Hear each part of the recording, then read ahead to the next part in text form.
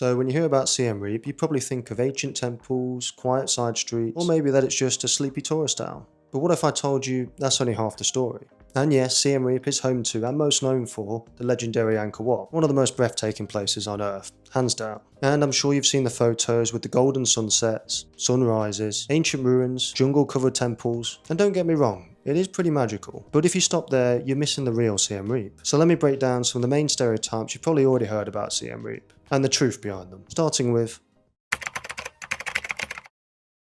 So the first stereotype is that it's just a tourist town. And yes, Siem Reap has tourists. It's almost like having one of the most famous temples on planet Earth attracts people. Shocking, I know. Plus that's like saying Paris is just a croissant town.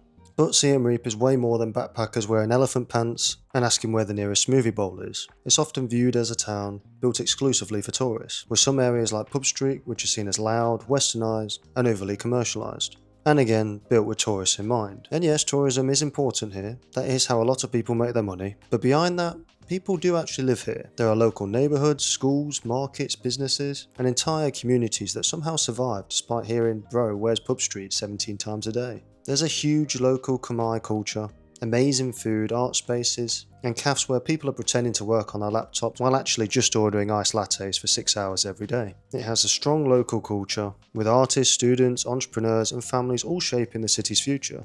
And many businesses are locally owned and family run. So to reduce it just to a tourist town is a bit silly. Now on to the next stereotype.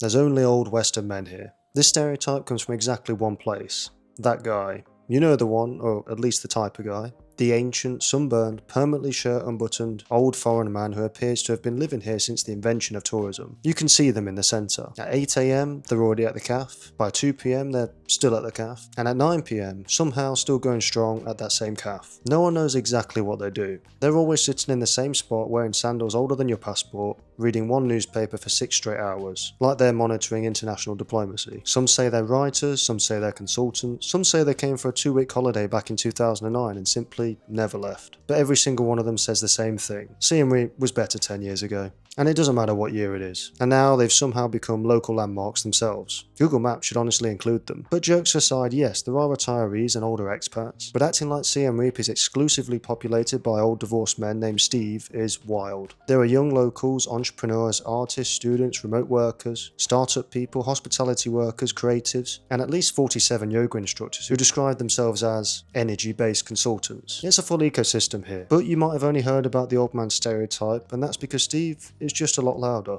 and he never gets off those Facebook groups as well. Now the next stereotype, it's only about temples. Telling people you're going to Siem Reap and you can watch their reaction straight away, and they'll say something along the lines of, oh, Angkor Wat. And obviously yes, thank you, I too have heard of the largest religious monument on earth. So to most people it seems, Siem Reap exists purely as a waiting room for temples. Like the entire city is just one giant hotel lobby for Angkor Wat. They imagine you land at the airport and immediately step out onto a stone staircase surrounded by monks, jungle vines, and someone trying to sell you fridge magnets. I mean, people talk about it like there's nothing else. And reducing it just to temples is like saying Paris is just the Eiffel Tower. But of course, Angkor Wat and the surrounding ruins are iconic. Millions come just for that. But there's so much more. There's floating villages, countryside adventures, street food, art galleries, cultural performances, hidden cafes, rice field sunsets, and enough mango smoothies to permanently alter your personality. The temple themselves are just the beginning. And also after your third sunrise at Angkor Wat, you start questioning your own existence. And that's not tourism, that's just a spiritual development if you ask me.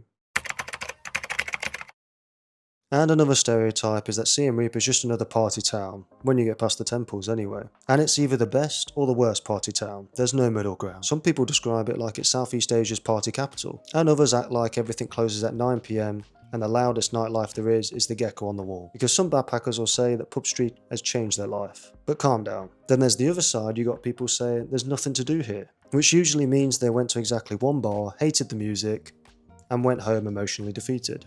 But Siem Reap nightlife is more than that. There's rooftop cocktail bars, live music spots, riverside lounges, night markets, but it's not like Bangkok's chaos or Berlin's darkness. It's more like, I'll have 2 drinks, and suddenly then you're eating mystery noodles at 2 AM with people from 4 different countries discussing your entire life choices. And that's culture, that's international diplomacy, that's Siem Reap. So no, the nightlife isn't either amazing or terrible. It depends, mostly on your expectations. I think that's where most people go wrong. They expect one thing and then get hit by the complete opposite.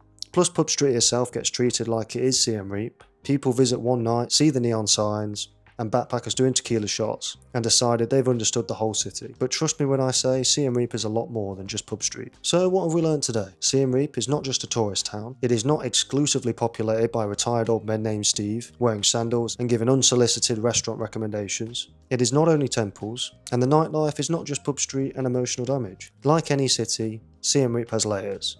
Culture, food, local life, chaos, beauty, weird expat stories, and enough tuk-tuk drivers asking you where you're going that end up making you question your own destination. Yes, there are tourists. Yes, there are temples. Yes, someone is absolutely having a spiritual awakening while ordering a $2 mojito. But that's part of the charm. And at the end of the day, people just love reducing places to simple stereotypes because it's easier than actually understanding them. But that's it for today's video on the main stereotypes about Siem Reap. I'm sure if I've missed any, you guys can let me know in the comments below. But that's it for today. If you enjoyed, make sure to leave a like. And as always, I'll see you guys in the next video.